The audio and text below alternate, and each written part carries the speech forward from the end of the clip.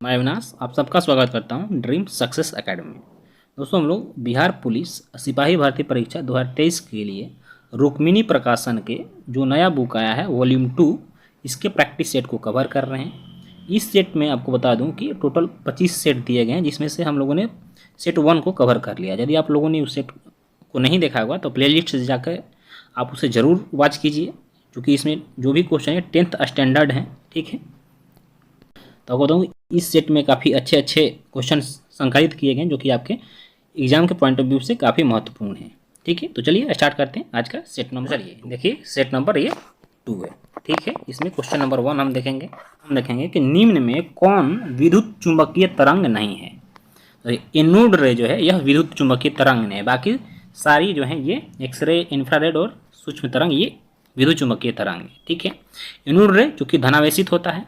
अब हम बात करेंगे एक्सरे के बारे में। एक्सरे एक्सरे का प्रयोग कहाँ किया जाता है? तो जब कभी हड्डी, हाथ पैर टूट जाता है तो हम डॉक्टर के पास जाते हैं, तो डॉक्टर क्या बोलता है? जाओ एक्सरे करा के लाओ।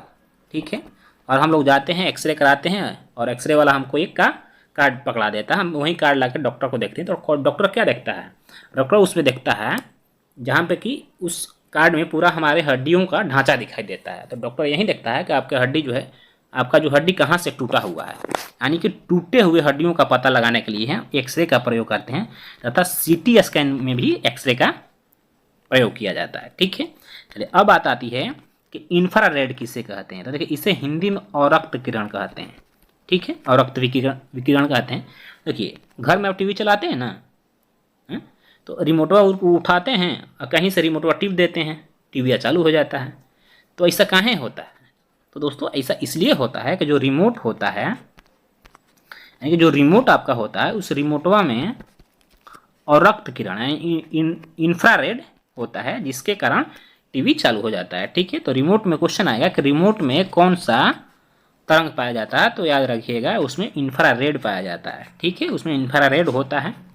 अब सूक्ष्म तरंग, देखिए सूक्ष्म तरंग, चूंकि आप रडार देखे होंगे, रडार जो है सूक्ष्म तरंग के आधार पर ही कार्य करता है।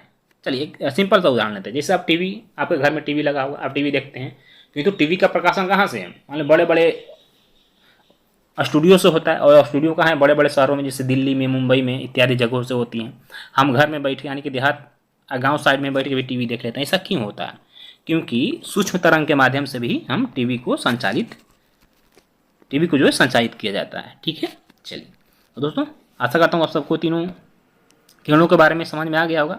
अब हम क्वेश्चन नंबर 2 देखेंगे। ठीक है, चलिए, यदि किसी गतिमान वस्तु पर कोई बल आरोपित नहीं है तो यह किसके कारण रुक जाएगी? तो यह जो है घर्षण बल के कारण रुक जाएगी, क्योंकि घर्षण बल जो होता है वो सदैव वस्तु के गति के जो है विपरीत दिशा में कार्य करता है। यानी वस्तु ऐसे आ रही तो घर्षण बल जो है इस तरह से, यानी कि अपोजिट साइड से इसका कार्य करेगा, जिसके कारण जो है यह रुक जाएगा। ठीक, चलिए क्वेश्चन नंबर 3 है कि निम्न में से कौन सा नियम किसी धात्विक तारवे से प्रवाहित होने वाली धारा और इसके सिरों में विभवांतर के बीच संबंध बताता है? तो ये जो है ओम का नियम बताता है, क्योंकि इसका सूत्र आपको पता होगा, आर बराबर भी पनाई होता है। ठीक है, चलिए क्वेश्चन नंबर 4 है कि निम्नलिखित में से क्या गुरुत्व के कारण त्वरण के मान को प्रभावित नहीं करता है? तो ये द्रव्यमान जो है यह गुरुत्व के मान को प्रभावित नहीं करता है। ठीक है, क्वेश्चन नंबर 5 है कि नेत्र में प्रवेश करने वाले प्रकाश की मात्रा को किसके द्वारा नियंत्रित किया जाता है? यह जो पुतली होता है हमारे आँख का, उसके द्वारा प्रकाश की मात्रा को नियंत्रित किया जाता है। एक क्वेश्चन और आपके बन के आएगा, नेत्रदान जब हम करते हैं तो नेत्रदान में पूरी आँख को नहीं दान किया जाता है। नेत्रदान में जो है जो कार्निया होता है, सिर्फ कार्निया को दान किया जाता है। चूँकि आप देखे होंगे आँखों में जो व्हाइट वाला पार्ट होता है वो कार्निया होता है, तो सिर्फ उसी को जो है निकाल कर दूसरे व्यक्तियों की आंखों में ट्रांसप्लांट कर दिया जाता है। ठीक है, चलिए क्वेश्चन नंबर 6 है, जो कि इंग्लिश से है, कि choose the correct verb from I was dancing when she dash. तो यहाँ पे अराइव्ड सही उत्तर हो जाएगा। ठीक, क्वेश्चन नंबर 7 देखिए, क्या आप मुझसे नाराज हैं? क्या आप मुझसे नाराज हैं? अरे आप ही से पूछ रहे हैं, बताइए। अरे नहीं है तो लाइक कर दीजिए और चैनल को सब्सक्राइब कर दीजिए। यदि you are angry with me, इसका ट्रांसलेशन होगा। ठीक है, चलिए क्वेश्चन नंबर 8 है कि अश्व प्लस टाप से कौन सा शब्द बनेगा, तो आपको यहाँ पे अश्वा बनेगा। अक्षिप्त पद में कौन सा धातु है, तो इसमें देखिए क्षिप धातु है, और क्षिप का अर्थ क्या होता है, फेंकना होता है, क्या फेंकना। ठीक है, चलिए क्वेश्चन नंबर 10 देखिए कि भव जो है किस प्रकार का रूप है, तो भव जो है यह लट लकार क्रिया के अंतर्गत आता है। ठीक है, क्योंकि वर्तमान समय में जो भी क्रियाएं होती हैं वो लट लकार क्रिया के अंतर्गत ही आती है। ठीक है, चलिए क्वेश्चन नंबर 11 है कि निम्न अम्लों में कौन प्रकाशिक समवायता नहीं प्रदर्शित करता है, तो जो मैलिक अम्ल है यह प्रकाशिक समवायता नहीं प्रदर्शित करता है। ठीक है, चलिए क्वेश्चन नंबर 12 है कि बेकेलाइट का निर्माण निम्नलिखित में से किसके बीच अभिक्रिया द्वारा किया जाता है, तो बेकेलाइट का जो प्रयोग है आपको बता दूं कि इसका प्रयोग फिनाइल तथा फॉर्मेल्डिहाइड के रूप में किया जाता है। और बेकेलाइट से क्या बनता है, तो कंघी बनाने के कार्य में हम बेकेलाइट का प्रयोग करते हैं।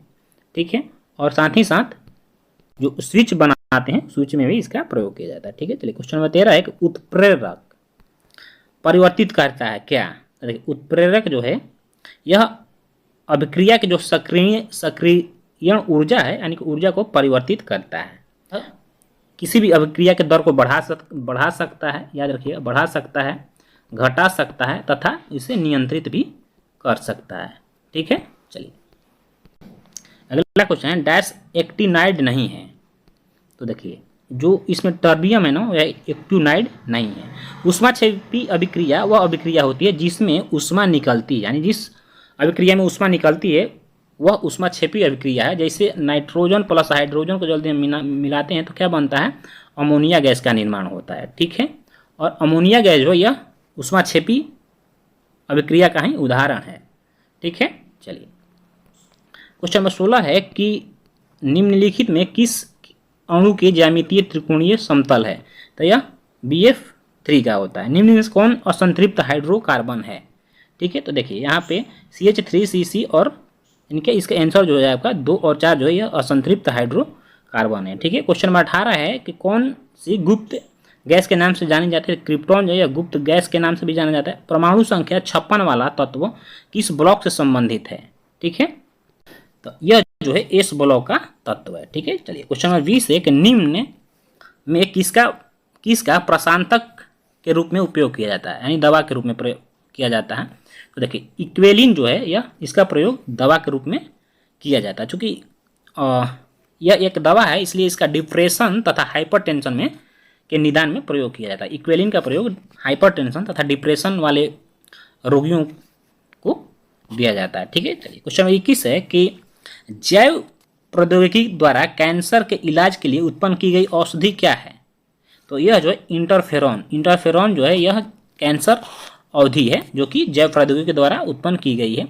और कैंसर की यहाँ पे क्वेश्चन नंबर 1 बनेगा कि कैंसर के अध्ययन को क्या कहा जाता है, तो कैंसर के अध्ययन को जो है ओंकोलॉजी कहा जाता है। क्या, ओंकोलॉजी कहा जाता है। ठीक है, याद रखिएगा। क्वेश्चन नंबर 22 है कि बार बार कंपी के साथ यदि तेज बुखार आ रहा है तो वह किस बुखार के लक्षण है, तो वह जो है आपको बताऊंगा मलेरिया के लक्षण है। ठीक है, केंकड़े डैश किस प्रजाति के अंतर्गत आते हैं, तो यह आर्थ्रोपोडा प्रजाति के अंतर्गत आते हैं।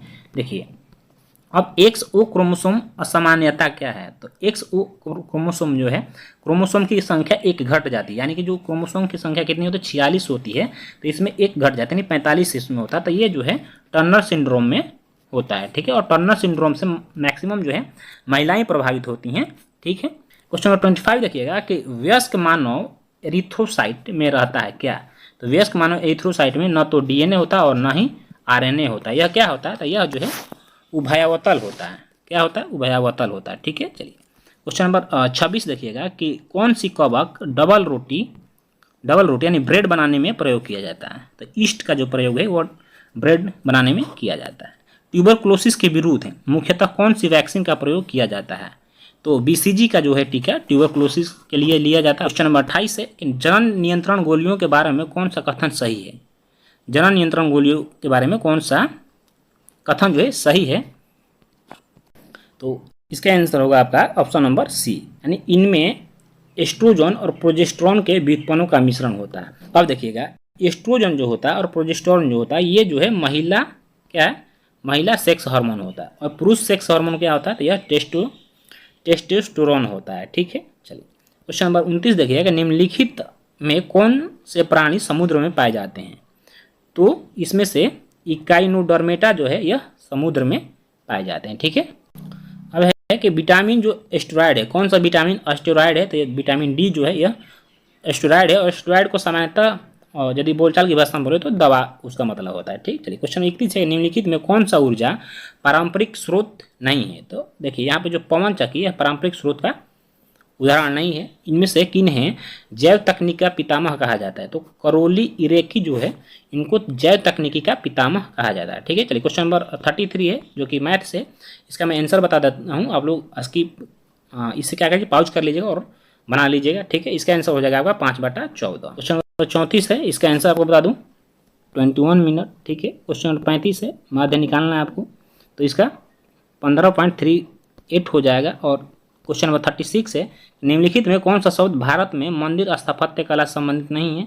तो आपको बता दूँ जो उधर्वका है यह मंदिर स्थापत्य कला संबंधित नहीं है, चूँकि बेसर, नागर और द्रमिड़ ये मंदिर स्थापत्य कला से संबंधित शब्द हैं। ये प्रोमिस्ड लैंड डैश द्वारा लिखित एक पुस्तक है, यानी ये प्रोमिस्ड लैंड जो है किसकी पुस्तक है? तो यह बराक ओबामा के द्वारा लिखी गई पुस्तक है। इनकी एक और पुस्तक काफ़ी फेमस है, द ओडेसिटी ऑफ होप।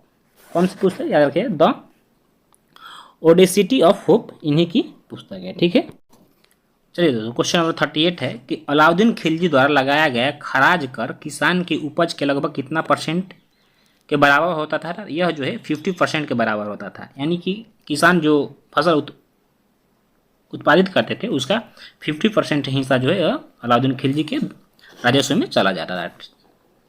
ठीक है, इसने एक और कर लगाया था, कौन? घराई तथा चराई। इसने 2 और कर जो लगाए थे जो कि काफ़ी में आता है। घराई और चराई कर किसने लगाया? तो याद रखिएगा यह अलाउद्दीन खिलजी के द्वारा लगाए गए 2 नए कर थे। ठीक है, चलिए क्वेश्चन नंबर 39 है कि द्वितीय विश्व युद्ध में अपन पक्ष में पूर्ण भारतीय सहयोग प्राप्त करने के लिए ब्रिटिश सरकार ने भारत में कौन सा मिशन शुरू किया था? तो चूंकि क्रिप्स मिशन 1942 में जो किया था वो भारतीयों का विश्वास जीतने के लिए, ताकि भारतीयों का सहयोग द्वितीय विश्व युद्ध में ब्रिटेन को मिले, इसलिए क्रिप्स मिशन को भेजा था। और क्रिप्स मिशन का जो एजेंडा था वो डोमिनियन स्टेट देने का था। ठीक है, चलिए क्वेश्चन नंबर 40 है कि निम्नलिखित में कौन सा लोक नृत्य एक हाथ में तलवार और दूसरे हाथ में ढाल लेकर किया जाता है? क्योंकि यह एक युद्ध नृत्य है, तो याद रखिएगा यह पाइका लोक नृत्य जो है इस तरह से किया जाता है। और पाइका लोक नृत्य कहाँ किया जाता है? तो याद रखिए यह उड़ीसा में किया जाता है। ठीक है, चलिए क्वेश्चन नंबर 41 है और यह मैथ्स है, इसका आंसर मैं आपको बता देता हूँ। इसका आंसर आपका ऑप्शन नंबर डी यानी 5 हो जाएगा। क्वेश्चन नंबर 42 है, इसका आंसर आपका 15 हो जाएगा। ठीक है, क्वेश्चन नंबर 43 देखिएगा कि भारतीय संविधान के निम्नलिखित अनुच्छेदों में कौन सा निर्वाचन संबंधी मामलों में अदालतों के हस्तक्षेप पर रोक लगाता है? तो अनुच्छेद 329 जो है यह अदालतों पर हस्तक्षेप लगाता है। ठीक है, चलिए चूँकि भाग जो 15 है अनुच्छेद का, ठीक, भाग 15 में जो है निर्वाचन संबंधी प्रावधान किए गए हैं। क्वेश्चन नंबर 44 है कि भारतीय कंपनी को प्रतिफल की प्राप्ति की तारीख से पूंजी लिखित यानी कैपिटल इंस्ट्रूमेंट जारी करने के लिए क्या समय सीमा दी गई है? तो यह जो है 60 दिन का समय सीमा दिया गया है। भारतीय संविधान के अनुच्छेद 26 द्वारा निम्नलिखित में कौन से अधिकार की गारंटी दी जाती है? यानी 26 के तरह आपको बताना है कि 26 के तहत कौन सी गारंटी दी जाती है। तो यह जो है धार्मिक और धर्मांध उद्देश्यों के लिए संस्थानों की स्थापना और रख रखाव का अधिकार जो है हमारे संविधान का अनुच्छेद 26 देता है। ठीक है, चूँकि और अनुच्छेद जो 25 है यह धार्मिक स्वतंत्रता का अधिकार देता है। ठीक है, चलिए क्वेश्चन नंबर 46 देखिएगा कि यदि एक मंत्री के अलावा संसद के किसी भी सदस्य के द्वारा पेश किए गए एक विधेयक को क्या कहा जाता है? तो उसे निजी विधेयक कहा जाता है। ठीक है, क्वेश्चन नंबर 47 है कि राष्ट्रीय मानवाधिकार आयोग के प्रथम अध्यक्ष कौन थे? तो याद रखिएगा ये इनके जो प्रथम राष्ट्रीय मानवाधिकार आयोग के प्रथम जो अध्यक्ष थे वो न्यायमूर्ति रंगनाथ मिश्रा थे। और अब आपको वर्तमान में याद रखना, तो वर्तमान में जो है अरुण कुमार कौन है? अरुण कुमार मिश्र हैं। ठीक है, और आपको बता दूं कि राष्ट्रीय मानवाधिकार आयोग जो है की स्थापना सन 1993 में किया गया था और प्रत्येक वर्ष 10 दिसंबर को जो है राष्ट्रीय मानवाधिकार आयोग दिवस मनाया जाता है। ठीक है, चलिए क्वेश्चन 48 है कि उस बिंदु को क्या कहा जाता है जहां भूकंप के दौरान ऊर्जा का निष्कासन होता है, तो उसे अवकेंद्र कहा जाता है। ठीक है, और जहां पे आकर सबसे पहले टकराता है उसे एपी केंद्र कहा जाता है। ठीक, चलिए क्वेश्चन नंबर 49 है कि भारतीय वन सेवा